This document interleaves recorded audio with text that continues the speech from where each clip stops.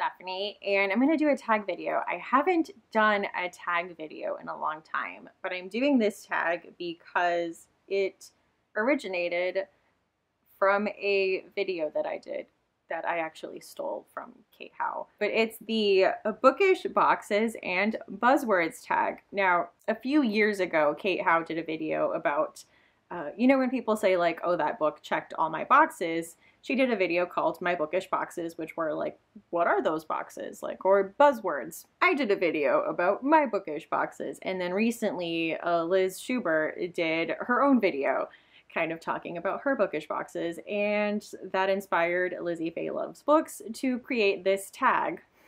And I wanted to do it because I don't know if my boxes have changed in any way, because that was like the first year I did this, so it might have been like 2 or 3 years ago that I did that video. And basically the whole point of this is when someone is describing a book, what about it is going to catch your attention? Like what phrase, what is something that's going to make your ears perk up and take note of this book? Or what is something that if someone mentions it is going to turn you off from this book? So the first question is, what is your go-to genre or favorite type of book?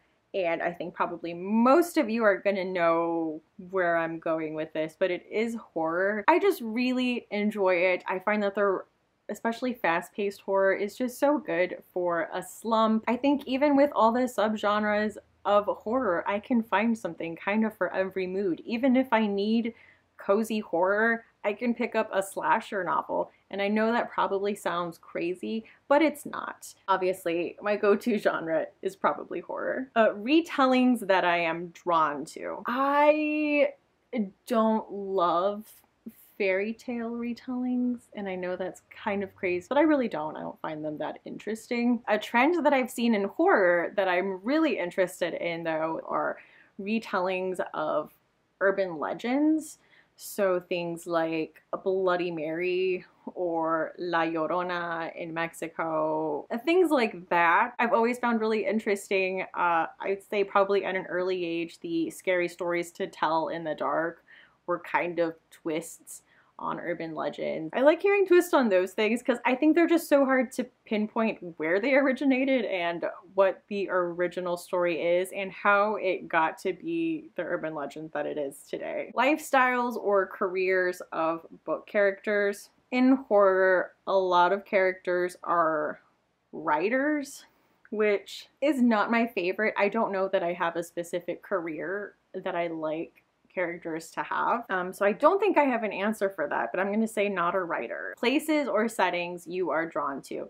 I don't know why. I have always really been drawn to books set in the South. I can't tell you why. I have never been to the South in any way. I would say especially like literary fiction books or books that deal with like mother-daughter relationships. And I think it's because in the South there is that infamous, I think, like Southern culture and Southern hospitality. I'm not huge on books that describe a lot of flora and fauna, but I think a lot of the imagery and a lot of the landscapes that are described in Southern books are just things I didn't grow up seeing. I grew up in the Southwest, in kind of a desert area of the Southwest. You know, a lot of cacti and tumbleweeds, not a lot of seasonal changes. I've always really enjoyed that in books. I kind of touched on this a little bit, relationships you enjoy reading about. I enjoy reading about mother-daughter relationships or father-son relationships. I think are very interesting in books, especially I think my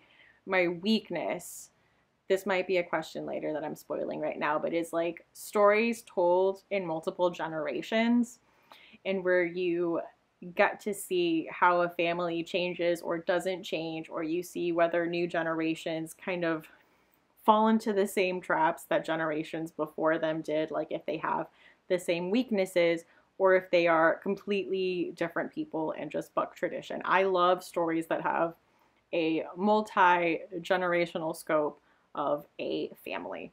That is like my favorite literary fiction device ever. Buzzwords in the title of a book. This is a weird one, but I will always like pick up a book that has the title that has the word house in it, like A Painted House or A House on the Edge of the Lagoon or The House of Seven Gables. I think because there is the idea that maybe we're gonna see things going on under this roof over a large span of time, which I think is my hope when I pick up these books. So books that have the word house in the title. Things on book covers that draw you in. Maybe something that's like minimalistic but macabre, I think will really reel me in. Nonfiction buzzwords, types of nonfiction you are drawn to.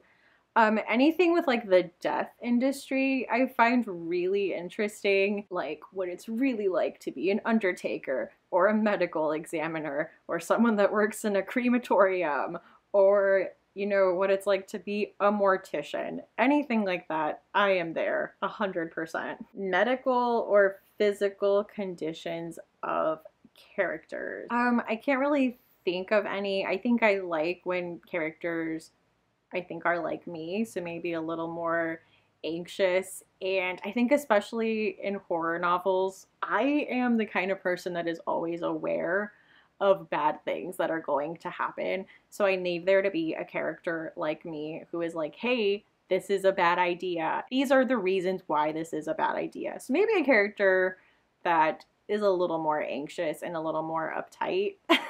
Like me. I do get annoyed when it's like a survival story and you just have a bunch of people who are like very bohemian and spontaneous and like throw caution to the wind and embark on this like very stupid adventure. Like I need there to be like one person that they're dragging along that is aware of what is happening. I don't know if that answers the question. Time of year or time in history or future that you're drawn to. My real basic answer is I like books set in the fall, and I think especially around Halloween or if they feature Halloween in any way. I love books set around holidays, Thanksgiving or Christmas, especially if it's like adults going back to visit their parents for a holiday and coming back into contact with their like dysfunctional adult siblings, or like having to confront the weird relationship they have with their parents as adults. That is another one of my favorite devices, like basically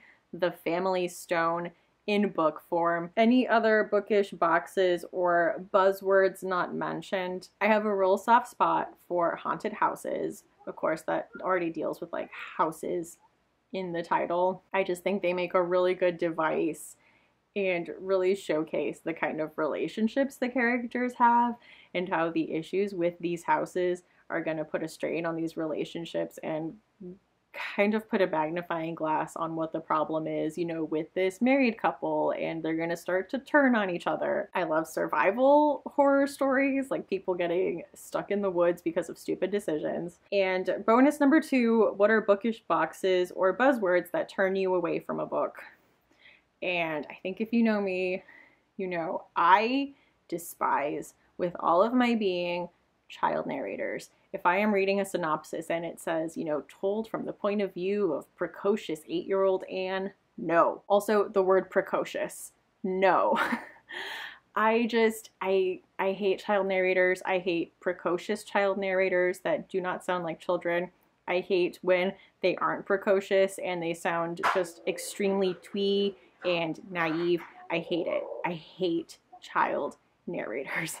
I am okay if it's an adult narrator, but they are talking about like the summer when they were 8 years old, because I find that as an adult narrator, remembering the summer they were 8 tends to work for me a little better. So that kind of distance helps. But if it is like a straight up like 10-year-old child telling me like how they perceive the world, I don't know, or they're like ridiculously, unrealistically mature and insightful, I hate it so much.